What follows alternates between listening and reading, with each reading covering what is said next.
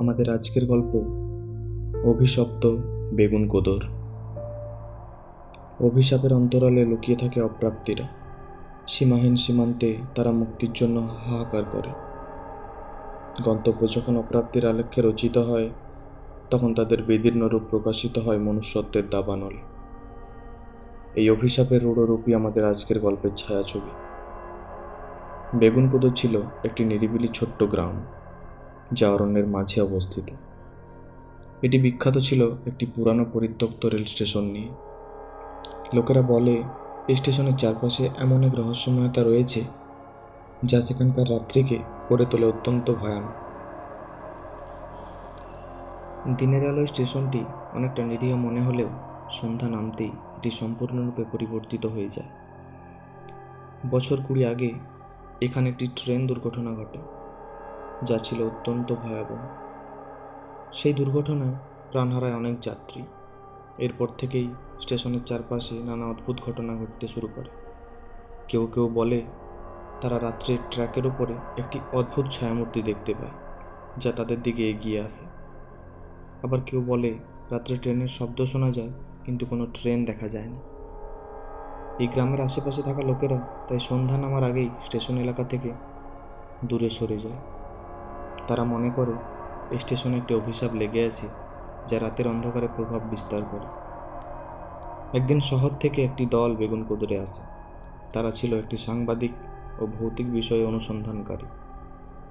দলটির নেতৃত্বে ছিলেন রাহুল, একজন প্রখ্যাত সাংবাদিক, যিনি ভুতুড়ে জায়গার অনুসন্ধান করতে পছন্দ করতেন। তাদের উদ্দেশ্য ছিল বেগুন কোদর স্টেশনের অভিশাপের সত্যতা যাচাই করা এবং সেখানকার ঘটনাগুলো রেকর্ড করা। রাহুল ও তার দল গ্রামের মানুষের কাছে স্টেশন সম্পর্কে জানতে চায়। গ্রামের বৃদ্ধ মুকুন্দ দাস তাদের বলে, বাবুরা, সন্ধ্যার পর স্টেশনের কাছে যেও না। সেখানে এমন কিছু আছে যা মানুষের ক্ষতি করে। আমরা নিজের চোখে দেখেছি। কিন্তু রাহুল ও তার দল এই সতর্কবার্তাকে কোনো গুরুত্বই দেয় না। তারা ঠিক করে যে রাতে স্টেশনে গিয়ে পুরো ঘটনাটি সরাসরি রেকর্ড করবে। সাংবাদিক দলের সদস্যরা সন্ধ্যা নামার আগেই তাদের সব প্রস্তুতি শেষ করে। তারা স্টেশনে ক্যাম্প স্থাপন করে এবং ক্যামেরা ও অন্যান্য সরঞ্জাম বসিয়ে রাখে।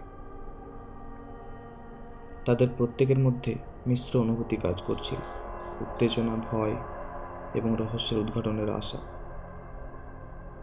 রাত গভীর হতে শুরু করে, আর স্টেশনের চারপাশে ঘন কুয়াশা পড়তে থাকে। তাদের ক্যামেরাগুলো চালু থাকে এবং তারা চারপাশে নজর রাখে। প্রথমে সবকিছু স্বাভাবিক মনে হলেও মধ্যরাতের কাছাকাছি একটি অদ্ভুত ঘটনা ঘটে। স্টেশনের ট্র্যাকের উপর কিছু একটা দেখা যায়। দলটি দেখে একটি ম্লান ছায়ামূর্তি ট্র্যাকের উপরে হেঁটে যাচ্ছে। রাহুল ও তার দল অদ্ভুত মূর্তিটিকে রেকর্ড করার চেষ্টা করে, কিন্তু তাদের ক্যামেরাগুলো হঠাৎ কাজ করা বন্ধ করে দেয়। ছায়ামূর্তিটি ধীরে ধীরে তাদের দিকে এগিয়ে আসে। এটি ছিল একটি নারী আকৃতির মূর্তি, যার মুখ ছিল অস্পষ্ট, কিন্তু চোখ দুটি ছিল জ্বলন্ত।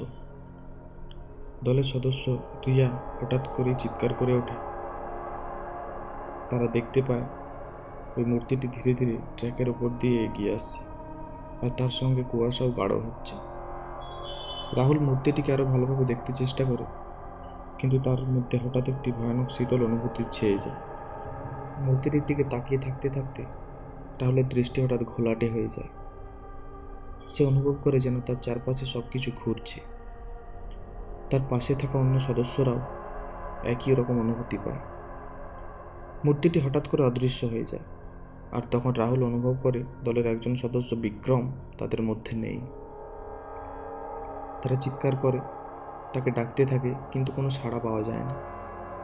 তারা বিক্রমকে খুঁজতে চারপাশে ছুটতে থাকে, কিন্তু কিছুই খুঁজে পায় না।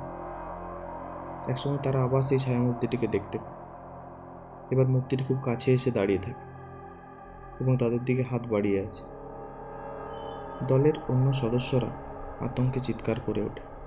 তারা বুঝতে পারে তাদের জীবন এখন বিপন্ন। এরপর থেকে একে একে সব সদস্য সেই মূর্তির আক্রমণে নিখোঁজ হতে থাকে। তারা কেউই বুঝতে পারে না কিভাবে বা কেন এই ঘটনা ঘটছে। একমাত্র রাহুলই বেঁচে থাকে, কিন্তু সে সম্পূর্ণরূপে ভীত এবং বিভ্রান্ত। রাহুল একাই বেঁচে ফিরে আসে গ্রামে। সে গ্রামবাসীদের পুরো ঘটনাটি বলে, কিন্তু গ্রামবাসীরা জানে এই অভিশাপ থেকে মুক্তি নেই। তারা রাহুলকে বলে, তুমি ভাগ্যক্রমে বেঁচে গেছো, কিন্তু এর মূল্য দিতে হবে তোমায়। পরদিন রাহুল গ্রামের এক বৃদ্ধার কাছে যায়, যিনি কুখ্যাত অভিশাপের কথা জানতেন। বৃদ্ধা তাকে বলে, এই স্টেশন একসময় শান্ত ছিল, কিন্তু ট্রেন দুর্ঘটনার পর থেকে এখানে আত্মারা আটকে আছে, তাদের মুক্তি নেই। যারা এখানে আসে তারা তাদের সাথে নিয়েই যায়। রাহুল বুঝতে পারে এই অভিশাপ কোনো সাধারণ ঘটনা নয়, যা স্থানকে একটি অনন্ত শূন্যতায় পরিণত করেছে।